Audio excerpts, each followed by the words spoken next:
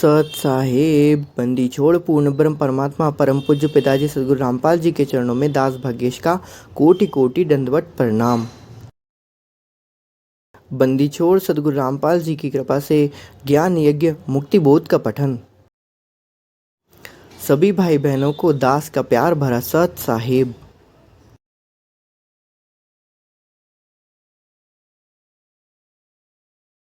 बंदी छोड़ पूर्ण ब्रह्म परमात्मा जगत गुरु तत्वदर्शी संत सदगुरु रामपाल जी भगवान की जय।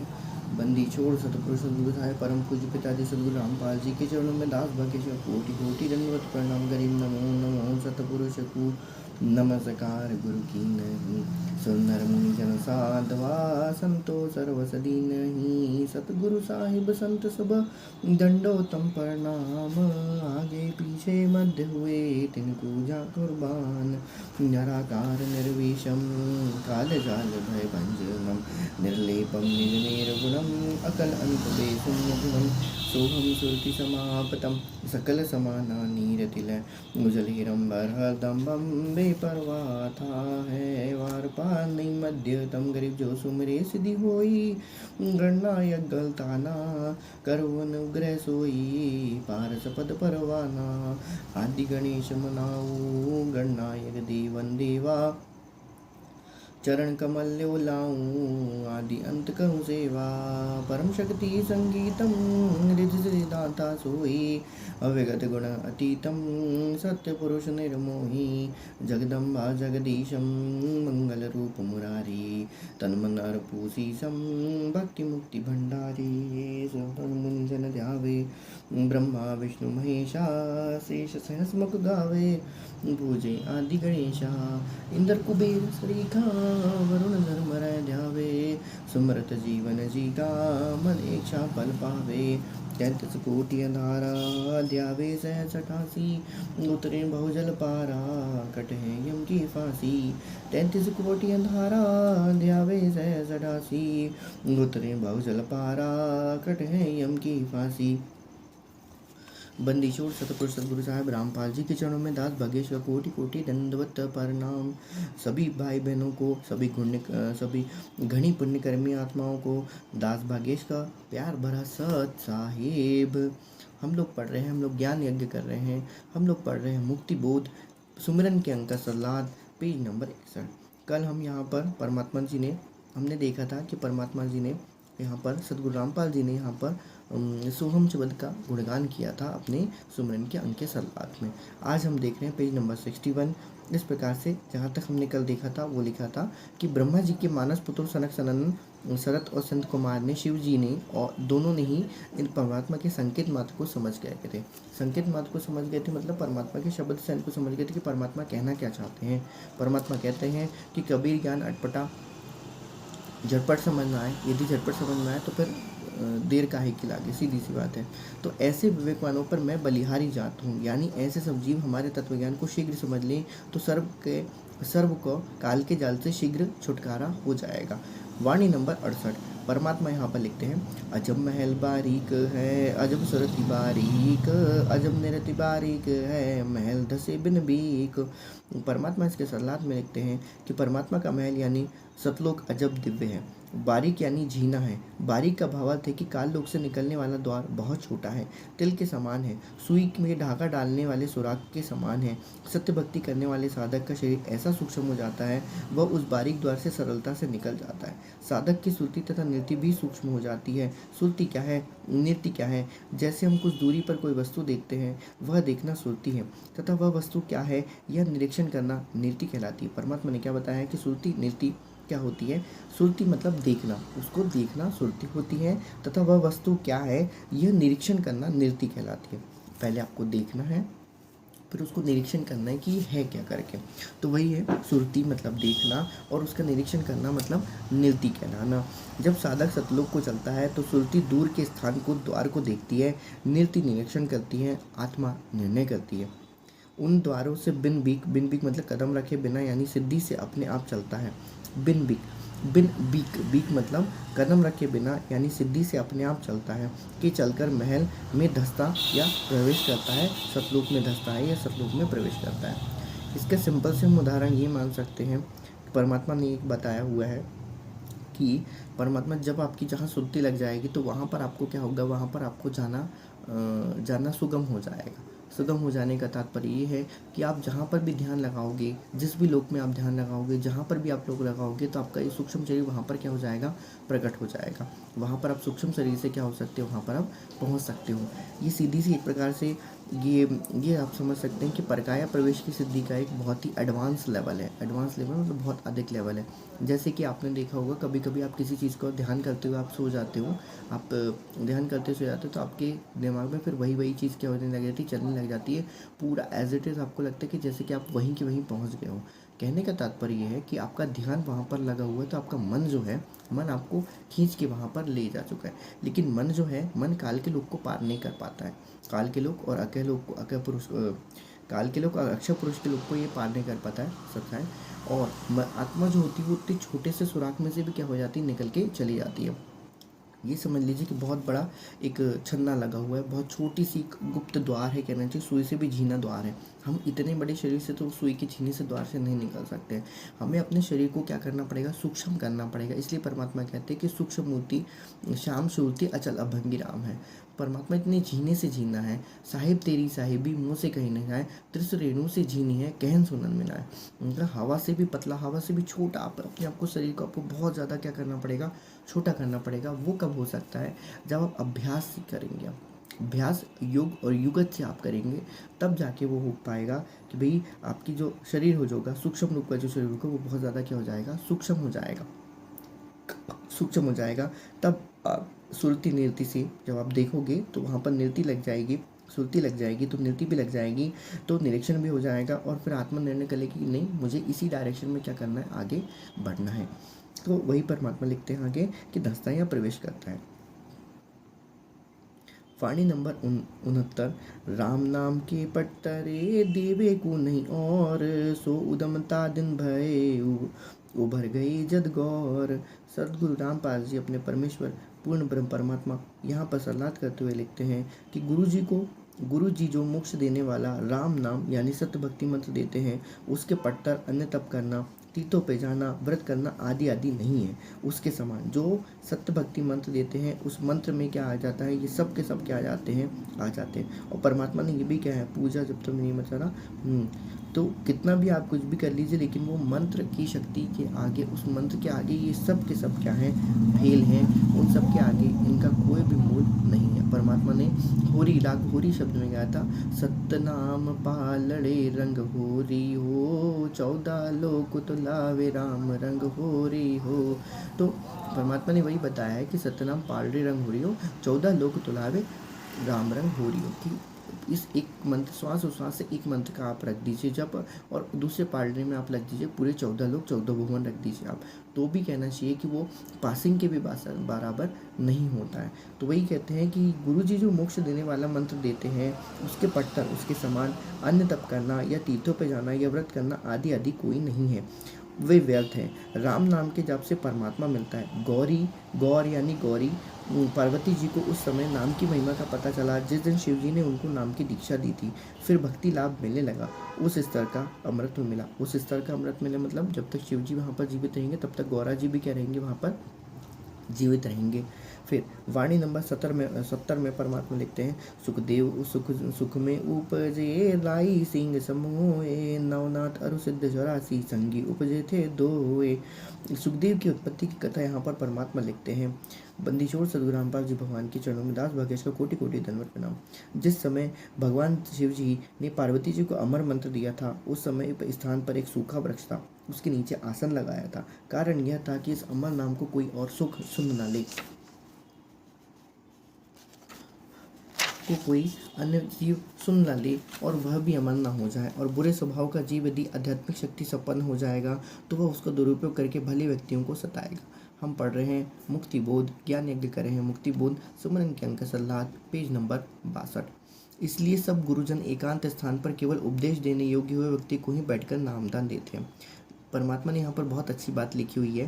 परमात्मा ने अपने विधान को यहाँ पर बताया हुआ है कि किस कारण से यदि कोई व्यक्ति आध्यात्मिक शक्ति संपन्न हो जाएगा तो वो क्या करेगा, वो आपको क्या करेगा, वो दुरुपयोग करके भले व्यक्तियों को ही सताएगा। जिस प्रकार से यदि आज कहा जाए कि मैनेजमेंट एक प्रकार से दान धर्म के नाम पे लोगों को सता ही रहा है, उसके अतिरिक्त भी यदि कहा जाए तो जैसे और भी बहुत सारे लोग होते हैं जो परमात्मा से नामदान ले लेते हैं।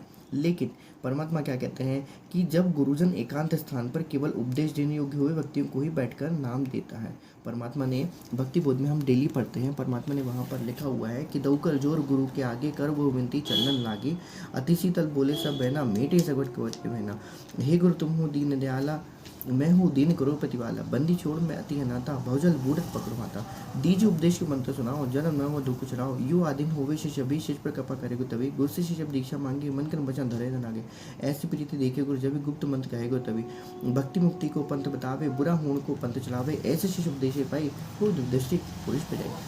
परमात्मा ने शिष्य की अधीनता के बारे में यहाँ पर लिखा हुआ है कि दौकर जोर गुरु के आगे, जो अपने गुरु के आगे दंडवत करता है, दौकर जोर दोनों हाथ को जोड़कर गुरु से प्रणाम करता है, उनके आगे विनम्र भाव से जाता है, कर बहु विनती चरणन लागे, विनम्र भाव से उनकी विनती करता है। अति शीतल बोले सब बैठना, अपने जो भी परमात्मा से जो भी वचन होते हैं वो अति शीतल होके बोलता है।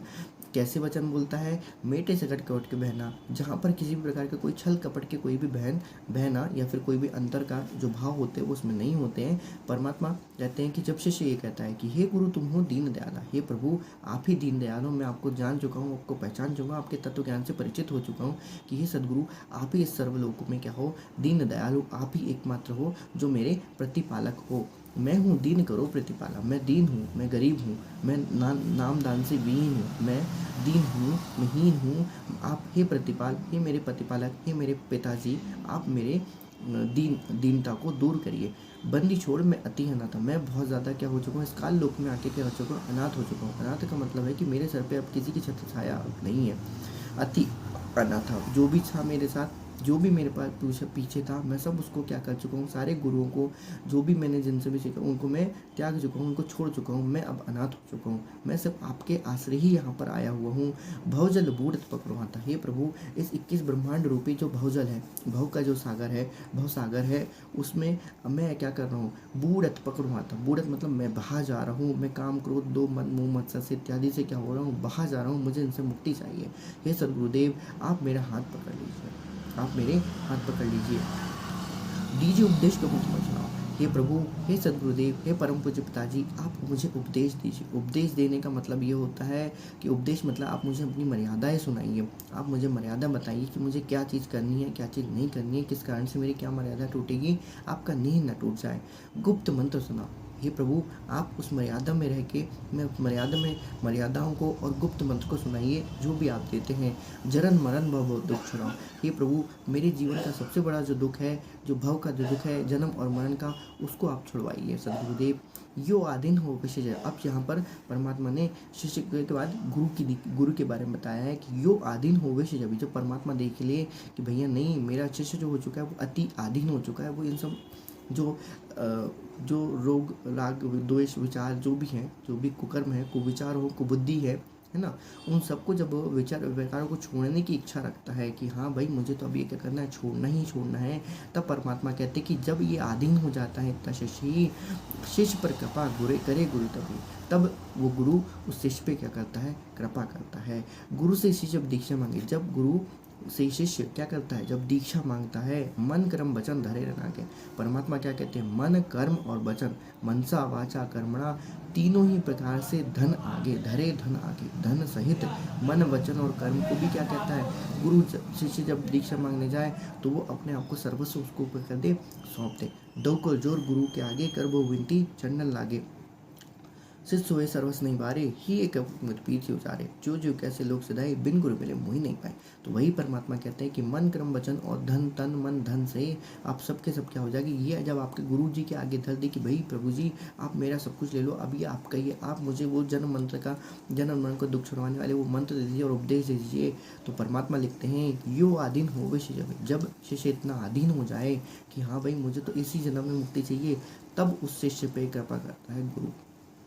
भक्ति मुक्ति को पंथ ऐसी प्रीति देखिए, जब प्रीति देखे, वो किस में प्रीति देखे, मंत्र जप करने में प्रीति देखे, मर्यादा पूरी करने में प्रीति देखे, और गुरु में भी प्रीति देखे। गुप्त मंत्र कहे गुरुदेव, तब गुरु जो होता है वो उसको गुप्त मंत्र कहता है। भक्ति मुक्ति को पंथ बतावे, भक्ति और मुक्ति को ही परमात्मा क्या पंथ बतावे। कौन बताएगा? भाई शिष्य खुद बताएगा कि नहीं, अब मेरे जीवन का उद्देश्य क्या बन गया, नहीं अब मेरे जीवन का मार्ग यही है कि मुझे भक्ति और मुक्ति ही चाहिए, बस मुझे भक्ति चाहिए, और भक्ति के नाम की कमाई से मुझे सिर्फ मुक्ति चाहिए। और भक्ति भी मैं किस लिए करूँ? सिर्फ मुक्ति के लिए करूँ। परमात्मा और लिख सकते कि भक्ति को पंथ बतावे। मुक्ति क्यों डाला परमात्मा ने? नहीं, मुक्ति इसलिए डाला क्योंकि मुक्ति भक्ति से ही संभव है, और बहुत से लोग भक्ति जो होते हैं वो बहुत से अलग अलग कर्मों के लिए भी करते हैं। तो इसलिए परमात्मा क्या लिखा है कि भैया जन्म मरो दुख छुड़ाओ। जब तक ये ना वो कह दे कि नहीं मुझे अब जन्म मरण का क्या चाहिए, दुख से छुड़वा दीजिए और मेरी मुक्ति करवा दीजिए, इस प्रकार की मुझे भक्ति दीजिए, तब तक वो पंथ नहीं बतावेगा। पंथ मतलब इसी को ही मान ले वो कि भाई नहीं, पंथ जो है, मेरा जो पंथ है, मेरा जो मार्ग है, वो अब सिर्फ किसके लिए है?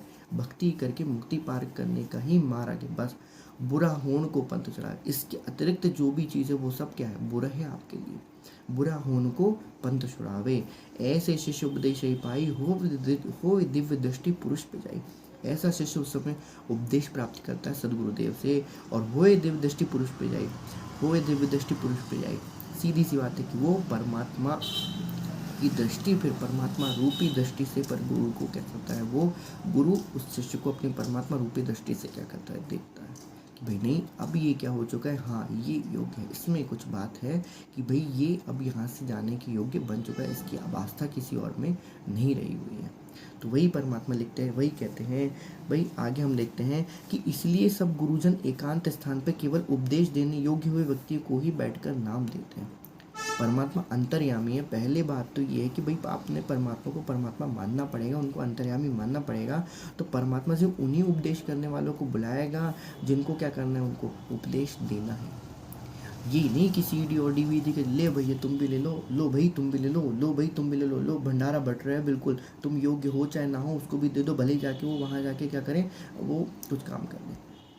शराबी को अब खाना खिला दोगे तो भी वो घर जाके क्या करेगा, उसको उसकी पत्नी को पीटेगा, और लगे तो उसमें बला जाएगा तो और वो चल पड़ता है तो उन बच्चों को भी मार पीटते। कॉमन सेंस की बात होती है ये। परमात्मा इतनी इम्पॉर्टेंट चीज़, हालांकि परमात्मा दे देते हैं, उसमें कोई प्रथम मंत्र तो परमात्मा दे ही देते हैं, कोई दिक्कत नहीं है, ताकि आप लोगों के मन में या किसी के मन में विक्षेप ना होए कि नहीं भाई कि परमात्मा ने हमें क्यों नहीं दिया, क्या हम मुक्ति के अधिकारी नहीं। लेकिन परमात्मा फिर भी क्या कहते हैं कि प्रथम मंत्र जिसको मिल गया तो 5 साल तक तो हम तो मानते ही नहीं है कि वो क्या है, वो प्रथम मंत्र के बाद किसी और भक्ति के लायक बना भी है कि नहीं बना, क्योंकि प्रथम मंत्र को ही पार कर पाना हमारे लिए बहुत कठिन होता है।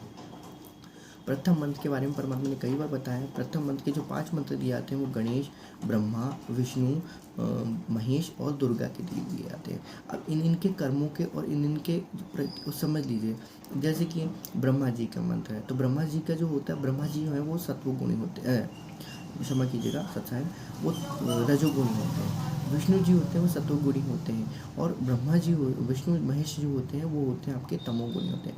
इन तीनों के ऊपर उठने के लिए आपको परमात्मा मंत्र देते हैं। सत्व, रज और तम, इन तीनों गुणी के प्रभाव को गीता जी ने बहुत अच्छी तरीके से डिटेल में बताया हुआ कि क्या सत्वगुणी होता है, क्या तमोगुणी होता है, क्या रजोगुणी होता है, और उनके स्वभाव, उनके विचार, उनके आचार प्रचार किस तरीके से होते हैं। तीनों गुणों से जब तक आप ऊपर नहीं उठोगे तब तक आप भगत नहीं बन सकते। दूसरी बात, स्थिति प्रथम गणेश जी, गणेश मतलब प्रथम, सीधी सी बात है कि भाई आप कहीं भी कुछ बैठे तो उसकी स्थिति बनाए रखने की कोशिश, चेष्टा करना, वो स्थिति होती है किसकी, गणेश जी का काम होता है। हम जो मानते हैं, परमात्मा क्या कहते हैं, हमने तो घर फूंक दिया हमारा, तुम्हारा की वह घर फूकेंगे। भैया स्थिर है सब कुछ चीज़ यहाँ पर क्या है, और स्थिर है, कोई भी चीज़ स्थिर नहीं है। जब तक आपके मन में ये बात नहीं बैठेगी तब तक आप गणेश जी के लोग को पार नहीं कर सकते। जब तक आपके मन में रजस का गुण नहीं हटेगा तब तक आप ब्रह्मा जी के लोग को प्राप्त नहीं कर सकते। जब तक आपके मन में सतोगुणी चीज़ नहीं आएगी, सतोगुण का हट नहीं जाएगा, तंबूरा नहीं हट जाएगा, तब तक आपके मन में काम नहीं होगा। फिर यदि आप जब तक आप तमोगुणी चीज़ नहीं हटेगा तब तक तमोगुण आपके मन से हटेगा नहीं। आलस, निद्रा और भी बहुत सारी चीज़ें हम गीता में पढ़ सकते हैं। जिस दिन परमात्मा डिटेल में बताएंगे उस दिन कोशिश होगी तो वो भी आपको उसके लिए भी ज्ञान यज्ञ उसके लिए भी कर लिया जाएगा। और 5वीं चीज़ होती है माया जोड़न की प्रवृत्ति। ये तीनों में माया जोड़न की प्रवृत्ति होती है, चारों में माया जोड़न की प्रवृत्ति होती है। स्थिति भी होती है, स्थिति भी हो जाती है, लेकिन तो भी माया जोड़न की प्रवृत्ति नहीं आती है। माया, दुर्गा, दुर्गा का मंत्र परमात्मा देते हैं। दुर्गा का मंत्र देता है कि माया से आप छूट जाओ। माया से छूटे मतलब कि संसार की असारता से आप क्या हो जाए, आपका मोह भंग हो जाए।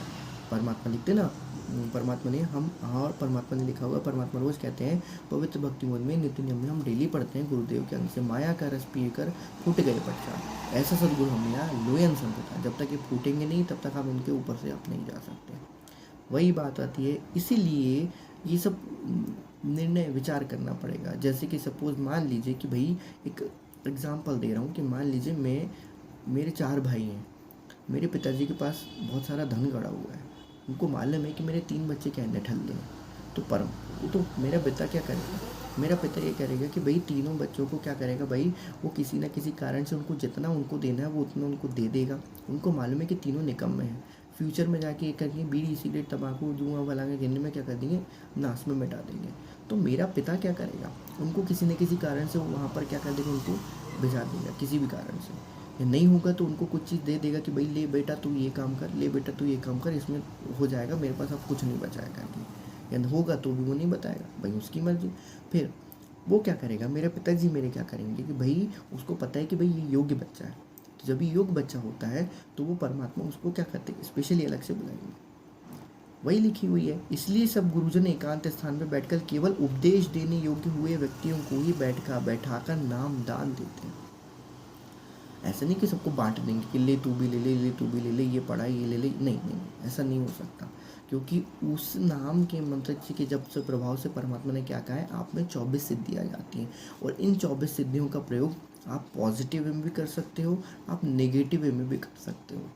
पॉजिटिव वे मतलब कैसे, जैसे आप अच्छे रहें, आपको मोक्ष नहीं हो पाया तो किसी कारण से आपको कोई अलग समय में कोई आपको बना दिया गया। जिस प्रकार से हम जो सब चीज़ें पढ़ते हैं शून्यकंद मणि में पढ़ते हैं, और शून्यकंद मणि किस लिए बनाई कि यदि आपने भक्ति करना छोड़ दिया, ये किसी कारण से आपके मंत्र जप नहीं हो पाए, किसी कारण से आप रह गए, तो वो शून्यकंद रामायणी में जितने भी पद दिए गए हैं, पद मतलब जो भी पोस्ट दी गई हैं, जो भी पोस्ट या जैसे भी कुछ बताया, डाकने चकने फलाना हमका ढंगा, बहुत सारी चीज़ें, उसमें आपका क्या हो जाएगा, वहाँ पर आपका जन्म हो जाएगा, आप वहाँ पर फंस के रह जाओगे। दूसरी बात, यदि मान लीजिए आपने इसी समय उस पांचों में काम क्रोध लोभ मन मोह के या तमोगुणी विकारों को यदि आपने त्यागा नहीं, तो सीधी सी बात है तमोगुणी या रजसगुणी यदि अपने विचारों को नहीं त्यागा तो भी आप क्या हो जाओगे, वहाँ पर आगे फंस जाओगे। जैसे रावण फंसा था, हिरण्यकश्यप फंसा था, और भी आदि कई राक्षस लोग वहाँ पर क्या हुए थे, फंसे थे। दोनों एक ही पिता के पुत्र हैं, दोनों एक ही पिता के पुत्र हैं। सदगुरु रामपाल जी से ही दोनों ने शिक्षा ली हुई है, मैनेजमेंट ने भी और जो साध संगति वाले दोनों ने ही। लेकिन एक के साधु जैसे स्वभाव और एक के असाधु जैसे स्वभाव है। परमात्मा ने साधु और असाधु के अंग में बहुत अच्छी तरीके से इसको निष्कर्ष निकाल के दिया कि साधु कौन होता है, असाधु कौन होता है। तो ये बहुत अंतर है, जमीन आसमान का फर्क हो जाता है। कहने का भाव ये है कि भाई परमात्मा इतनी इम्पॉर्टेंट चीज़, इतनी मूल्यवान चीज़, जिस प्रकार से अपने निकम्मे बच्चों को कोई बाप अपनी पूरी संपत्ति नहीं दे सकता है, उसी प्रकार से ये तो परमात्मा ये जानी जान है। जानिए, इसको भूत भविष्य वर्तमान सब पता है। आपके कई जन्मों करोड़ जन्मों में आपने कितनी भक्ति संचय करी है, आपको कब कब नाम दिया गया है, उसके बावजूद भी आपने उस नाम मंत्र को पूरा कर पाए हैं या नहीं कर पाए हैं, या आपके फाउल पॉइंट कहीं से गिर गए हैं। परमात्मा वो सब जानता है। इसलिए परमात्मा एक लिमिट में ही क्या करता है, वो चीज़ों को देता है। परमात्मा ने इसके पहले ही अभी वहाँ पर क्या लिखा है, सुमरन के अंक के सलाद में अभी 2-3 दिन पहले ही परमात्मा ने वहाँ पर क्या लिखा है अपने मन से कि भाई जाप और अजप्पा यदि आप मान लीजिए सिर्फ सदगुरु से लेके प्राप्त करोगे तो ही वो आपको क्या होगा, फलदायी होगा। अन्यथा यदि आप काल के जाल से लोगे तो वो हद बेहद में नहीं हो जाएगा। उसी लगन से यदि सतलोक के अधिकारी गुरु से लेकर 60 पेज नंबर 60, यदि सतलोक के अधिकारी गुरु, सतलोक का अधिकारी गुरु कौन, पेज नंबर 60 के वाणी नंबर 66 में परमात्मा ने बताया यदि सतलोक के अधिकारी गुरु कौन हो सकता है, जो सतलोक से आया हुआ है। और सतलोक से आया हुआ है तो भाई वो अजर अमर अविनाशी हुआ, सीधी सी बात है, वो तो पूर्ण ब्रह्म हुआ। तो सतलोक के अधिकारी गुरु से लेकर उसी लगन से साधना करेगा तो बेहद यानी काल की हद से पार चला जाएगा। उसी के मुख कमल से ही लेना पड़ेगा आपको, ना कि किसी DVD से, ना तो कहीं लिखे हुए से, ना तो पड़े हुए से। नहीं, ये वचनों की शक्ति, परमात्मा ने जिस प्रकार से हमको वचनों से पैदा किया है तो ध्यान रखना उनके वचन में ही शक्ति है। वो शब्द स्वरूप ही राम है, उनके वचन से ही उन्होंने शक्ति को सारे ब्रह्मांडों की रचना करी। उन्होंने मंत्र से ही, मुख कमल से ही उन्होंने जो शब्द उत्पादन करे हैं, जो मंत्र उत्पादन किए, उसी से ही सारी सृष्टि की स्थिति निर्धारित है। तो उसके मुख कमल से ही सुनने के पश्चात ही आपको ये सब क्या करेगा, वो आपको लाभ देगा, अन्यथा वो लाभ रत्ती भर में नहीं दे सकता है, गारंटीड है। आप माने अथवा ना माने, आपको बुरा लगे चाहे भला लगे, लेकिन जब तक आपने परमात्मा के खुद मुख कमल से नहीं सुना है, आपने कानों से, उनके मुख कमल से अपने कानों में नहीं सुना है, तो वो गारंटीड है कि वो आपको उतना नहीं देगा। हाँ, ये बात अलग है कि परमात्मा यदि मान लीजिए उस समय, जिस समय आश्रम में थे, जब वो डीवीडी से नाम दीक्षा दिलवाते थे, तो अपना आशीर्वाद भरा हाथ रखते थे। तो आशीर्वाद भरा हाथ रखने से ये अधिकार था कि हाँ, अब आप उस मंत्र को जपने के क्या हो गए, योग्य हो गए। इम्पॉर्टेंट थिंग इज दैट सबरे कहने की सारी मूल बात एक है, मूल ज्ञान सिर्फ एक है कि परमात्मा जो होता है,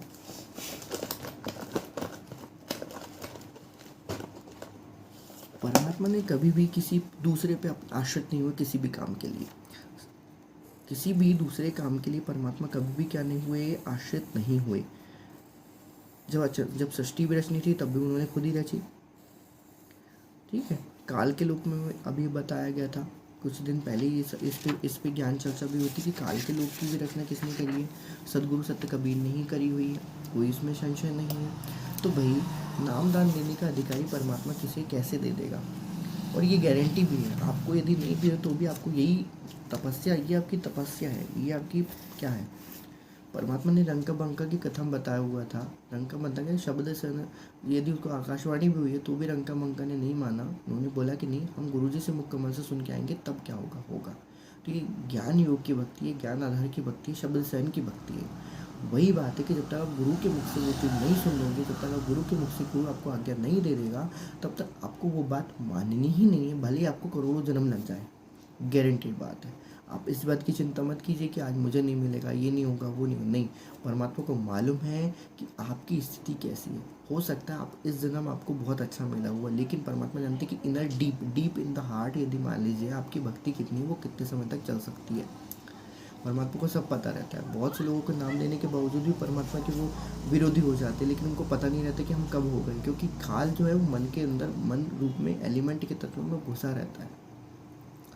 इसलिए बहुत ज़्यादा परमात्मा का आशीर्वाद भरा हाथ होना बहुत ज़रूरी है, नहीं तो उस काल को जीतना हर किसी के बस की बात नहीं। हालांकि परमात्मा जब द्वितीय मंत्र दे देता है, सार नाम दे देता है, तो आप गारंटीड होती है कि हाँ, आप काल से लड़ने के योग्य बने हुए हो, आप काल से लड़ने के योग्य बने हो। या तो आप पहले ही इन पाँचों मंत्र से रिलेटेड जो भी फायदे होने वाले आप उनमें से प्रूफ करके बता दीजिए कि हाँ भाई, मैं इन 5 मंत्रों को प्राप्त करने के योग्य हूँ। 5 मंत्र के प्राप्त करने के योग्य मतलब उनमें क्या क्या क्वालिटीज़ होती है और उनके अकॉर्डिंग उनमें क्या क्या चीज़ हमें त्यागनी है, ठीक है। वो सब परमात्मा ने अपने वचनों में बहुत अच्छी तरीके से बताया गया है, अपने सत्संगों में सुनाया गया है।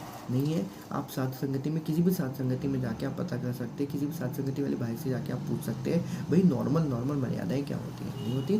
शंकर समाधान की बुक और ये पवित्र भक्ति बोध में भी बहुत सी मर्यादाएं लिखी हुई थी, लेकिन गारंटी इस बात की कि परमात्मा को पता है कि मुझे कब किसको क्या देना है, कौन किसके योग्य हुआ है, कब उसको क्या देना है। परमात्मा जाने परमात्मा त्रिकालज्ञ है। परमात्मा को सृष्टि के अंत से लेकर सृष्टि के आदि तक जो भी कुछ होता है, पद्य में भी क्या हो रहा है, उसको सब पता है, किसको देना है, किसको नहीं देना है, किसको पता चल जाएगा, किसको पता नहीं चलेगा। परमात्मा के पास सब का लेखा रखा हुआ है। आगे तो ये बात ध्यान रखिएगा कि सब गुरुजन देते हैं, तो भाई हमारे परमात्मा भी गुरु ही हैं।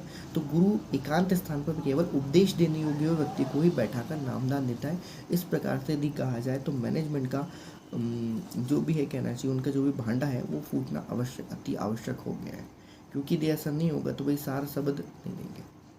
लेकिन एक बात आप ध्यान रखिएगा, परमात्मा शब्द स्वरूपी राम है।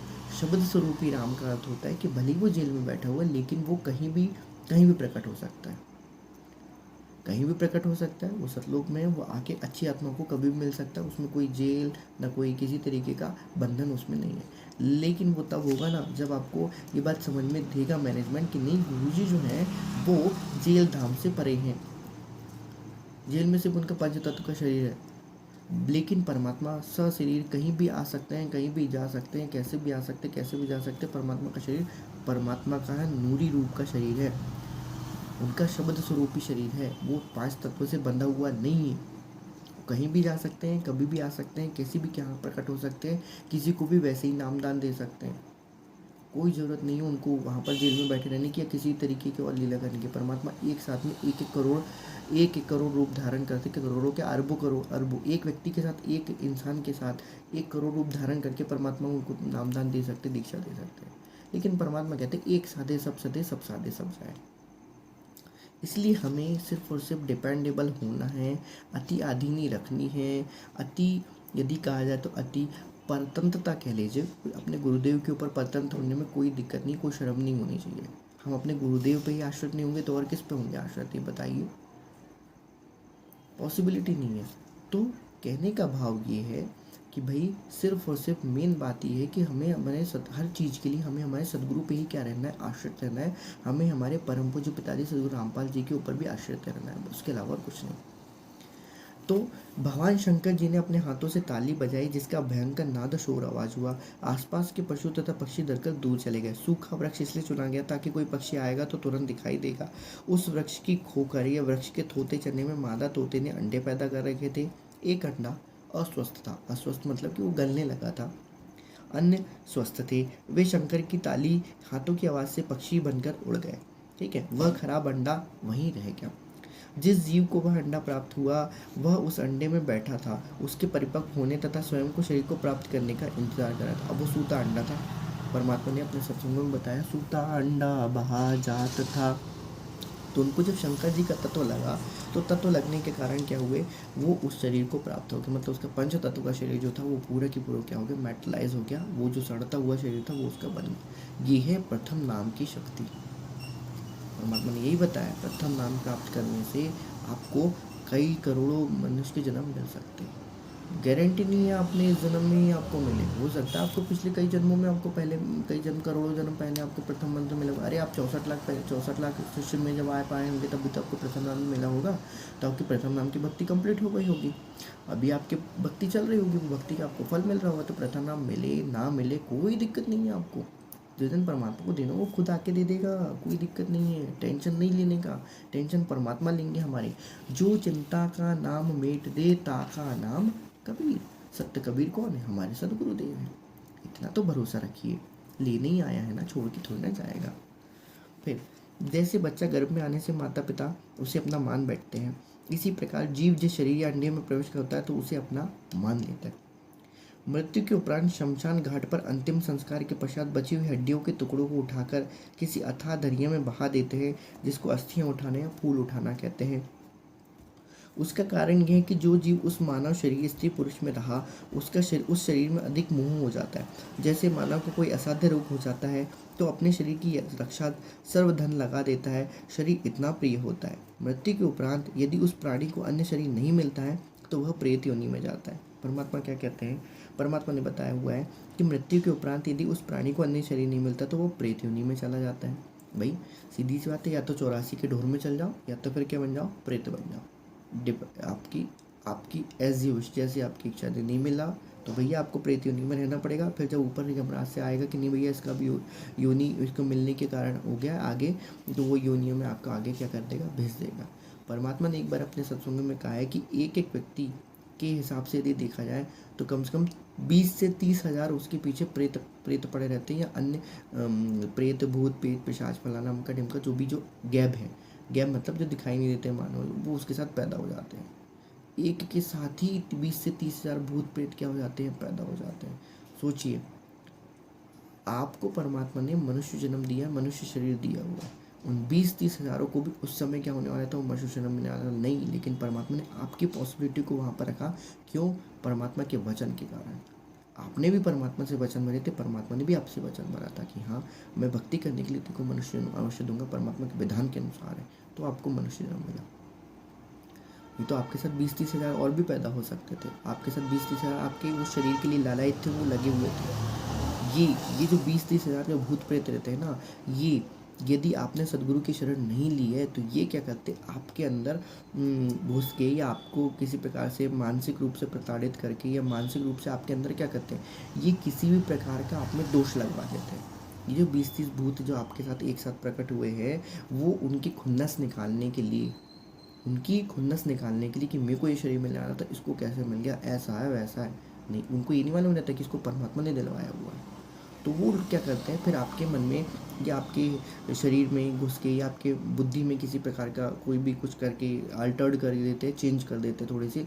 तो आपको बीड़ी, गुटखा, सिगरेट, तंबाकू, फलाना, अमका ढिमका जो भी आपके होते हैं, आपके भाग्य को परिवर्तित करने की कोशिश करते हैं, आपका धन चुरवाने की कोशिश करते हैं, आपको शारीरिक रूप से कष्ट देने का काम करते हैं, और भी बहुत सारी चीज़ें होती हैं। इसलिए परमात्मा कहते हैं, इसलिए हम लोग जानते हैं कि भाई नहीं, एक सतगुरु की एक जयकारा लगाने से 20-30 हज़ार जितने भी भूत प्रेत होते हैं वो सब भग जाते हैं। बोल बंदी छोड़ सतगुरु रामपाल जी भगवान की जय। सिर्फ एक जयकारा मात्र लगाने से, उसके शब्द की ध्वनि मात्र से ये 20-30 हज़ार जो भूत प्रेत होते हैं ना, ये यहाँ से क्या हो जाते हैं, भाग जाते हैं। इसलिए परमात्मा ने कहा है सब मूल मंत्रों का मूल मंत्र कौन है, ये आपका मंगलाचरण। गरीब नमो नमो सतपुरुष को, नमस्कार गुरु की नहीं, सुनर मुनिजन साधवा, संतो सर्वस दीनहि, संतो सर्वस दीनहि, संतो सर्वस दीनहि। आगे देखिए, उसका मेरे पास यथार्थ भक्ति बोध नहीं है, तो जिस दिन यथार्थ भक्ति बोध आ जाएगी परमात्मा की कृपा से, उस दिन का सरलाथ भी उसमें लिखा हुआ है। तो संतो सर्वस दीनहि, सतगुरु साहिब संत सब, दंडोतम प्रणाम, आगे पीछे मध्य हुए तिनको जा कुर्बान। आपने सतगुरु और साहिब जो एक ही रूप में है, सतगुरु साहिब संत तीनों को एक ही पर में आपने क्या कर लिया, मानसिक रूप से वाचिक रूप से आपने क्या कर लिया, उनको दंडोतम प्रणाम कर लिया। इसलिए कहते हैं मनसा वाचा कर्मणा। जब भी ये आपके मन में ये आए कि भाई दंडोतम प्रणाम जब आप पढ़ते हो तो आपके सर अधब से झुक जाने चाहिए, झुक जाने चाहिए। आप ऐसा फील भी कर सकते हो, मानसिक रूप से आप उनको वहाँ पर दंडवत भी कर सकते हो। तो वही चीज़ होती है नमस्कार। नमो नमो सतपुरुष को नमस्कार गुरु की, 2 बार नमस्कार है उस ऊपर पर रहने वाले परमात्मा सतपुरुष को, और 1 बार नमस्कार है हमारे परम पूज्य गुरु जी को। जब ये दोनों का भेद समाप्त हो जाएगा तो आपके ये तीनों नमस्कार किसके लिए होंगे, हमारे परम पूज्य सदगुरु रामपाल जी भगवान के, हमारे परम पूज्य पिताजी के लिए ही क्या होंगे, ये नमस्कार होंगे।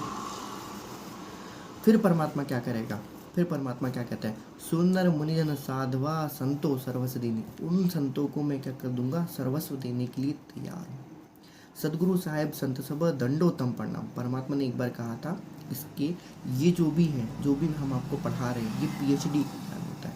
और PhD का ज्ञान यदि आपने किसी भगत भाई बहन ने PhD पढ़ी होगी, दास PhD करने वाला था मैथमेटिक्स में, लेकिन वो PhD परमात्मा को मैथमेटिक्स में नहीं करवानी थी, परमात्मा को इसमें PhD करवानी थी, इसलिए परमात्मा ने दास की ड्यूटी इधर लगवा दी।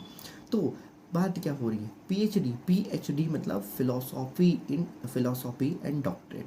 फिलोसॉफी, अब उसका पूरा नाम आप देख लीजिएगा, फिलोसॉफी ऑफ डॉक्टरेट। सिंपल सी बात ये है, कहने का तात्पर्य है कि एक ही शब्द के करोड़ों अर्थ हो सकते हैं, उसके करोड़ों अर्थ निकाले जा सकते हैं। जैसे कि यदि वहाँ पर मैंने लिख दिया है कि भाई गरीब नमो नमो सतपुरुष को, अब ये सिर्फ एक ही लाइन है, अब इसको आप कितना डिटेल में आप बता सकते हो, कितने अलग अलग भाव आप इससे निकाल सकते हो, वो सारे के सारे जो होंगे वो सब PhD करें। PhD मतलब होता है किसी में छुपे हुए तत्व ज्ञान को क्या करना, एक्सट्रैक्ट करके निकालना और उसको अपने समक्ष प्रस्तुत करना, जनता के समक्ष प्रस्तुत करना, भगत भाई बहन को समक्ष प्रस्तुत करना। वही है नमस्कार गुरु की नहीं, सुंदर मुनिजन साधवा, संतो सर्वज्ञ। इसका सरलार्थ भी होता है, विशिष्टार्थ भी होता है, भावार्थ भी होता है, शब्दार्थ भी होता है, अर्थार्थ भी होता है, बहुत सारी चीज़ें। यदि आप PhD जब करने जाओगे तो आपको पता चलेगा कि नहीं, किसी एक चीज़ में कितनी आप चीज़ें उससे रिलेटेड करके आप उसको क्या कर सकते हो, जमा सकते हो। ये पूरा की पूरा जो हमारा ज्ञान है, हमारे पूरे सदगुरुदेव का जितनी भी दी हुई चीज़ें, सब एक दूसरे से देखना कनेक्ट है, इंटरलिंक्ड है।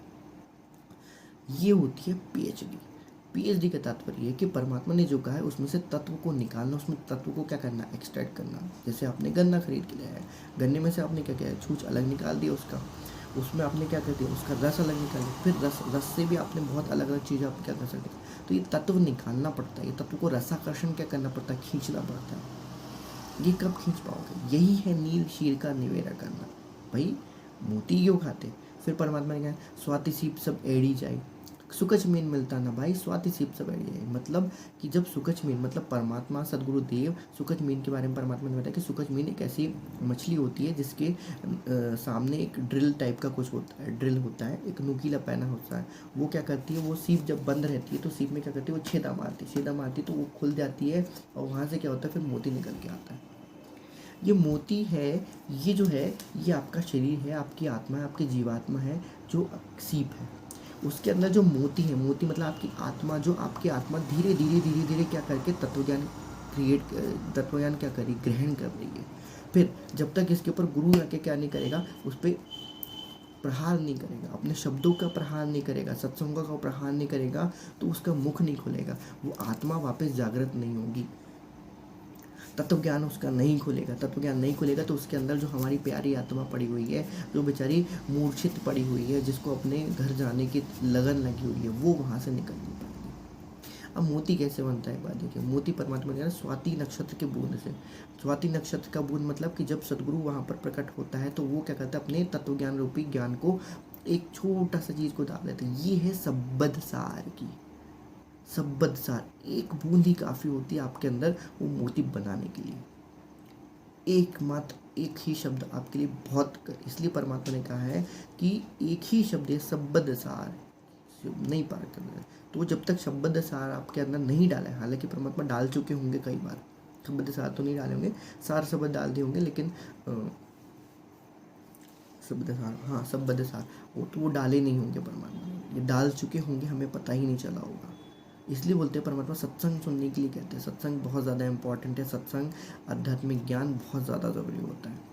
तो हम ज्ञान चर्चा कर रहे थे कि मोती कैसे बनता है। तो जो स्वाति नक्षत्र की जब बूंद आती है तो ये ऊपर जाती है, पानी गिरता है, पानी की बूंद बंद कर लेती है। खैर आजकल तो आर्टिफिशियल भी बनने लगा है, इसलिए परमात्मा ने जो कहा है वो सत्य। आर्टिफिशियल भी डाल के होता है, लेकिन वो ज़्यादा नेचुरल जो होता है वो नेचुरली होता है। इसलिए परमात्मा क्या सहज ही भक्ति है, सहज का भक्ति मार्ग। तो जब सहज रूप से ये खुलती है, सहज रूप से इसमें क्या होता है, परमात्मा के जो भी उन्होंने मंत्र दिया है वो जाता है, वो बंद हो जाता है। धीरे धीरे क्या होता है, इसके अंदर लेयर बाय लेयर धीरे धीरे कम से कम बहुत समय तक, एक समय के अनुसार उसमें क्या होता है, मोती पहले बूंद रहता है। बूंद मतलब पानी के अंदर छोटे सा एक कण रहता है, हल्का सा पानी तो वो एब्जॉर्ब कर लेती है। उसके अंदर जो कण रहता है, स्वाति नक्षत्र की बूंद का जो छोटा सा कण रहता है, उसके ऊपर धीरे धीरे वो जो अंदर का जो उसका मांस रहता है वो क्या करता है, धीरे धीरे उसके ऊपर एक लेयर बाय लेयर छोड़ते चला जाता है। लेयर बाय लेयर उसके ऊपर मोती का जो भी तत्व रहता है वो छोड़ते चला जाता है। कुछ नहीं होता, कैल्शियम कार्बोनेट ही होता है। कैल्शियम कार्बोनेट से रिलेटेड बहुत सी चीज़ें होती है। वो जब धीरे धीरे छोड़ते जाता है, उसकी लेयर बाय लेयर जब उसके ऊपर जमती जाती है तो मोती वहाँ पर क्या होता है, विकसित हो जाता है, बड़ा हो जाता है। सेम की सेम प्रोसेस हमारे सदगुरुदेव हमको सत्संग सुना के और साध संगति में जाके वो लेयर जो होगी, वो मोती जो होगा, वो धीरे धीरे तत्व ज्ञान का जो मोती होगा, ज्ञान आधार का जो मोती होगा, वो बहुत बड़ा हो जाएगा। और एक समय ऐसा आएगा तब जब उनको पता चल जाएगा, हाँ कि भैया इसके अंदर क्या हो चुकी है, हाँ ये पक चुका है, ये मोती पक चुका है, ये मोती अब मेरे काम का, ये सतलोक जाने के काम का। इसमें काम, क्रोध, लोभ, मद, मोह, ईर्ष्या, राग, द्वेष और जो भी कुछ चीज़ बची हुई है वो नहीं बचा। अहंकार सबसे इम्पोर्टेंट चीज़, अहंकार नहीं बचा है इसमें। अहंकार जब नहीं बचा है तब वो सदगुरु को पता चल जाता है। इसलिए हम कहते हैं शब्द स्वरूपी ऐसा सदगुरु हम मिला श्रुति सिंधु के दिए। तो परमात्मा खुद आते हैं, परमात्मा खुद चल के आते हैं, देखते हैं कि नहीं इसकी भक्ति लगभग पूरी हो गई है। अब यदि मैंने इसको नहीं निकाला है यहाँ से तो बेचारा ये जो इसने जो भक्ति करी है वो भी काम की नहीं रहेगी, और मैंने जो इसके अंदर बीज बोया था वो भी मेरे काम का नहीं रहेगा। क्यों?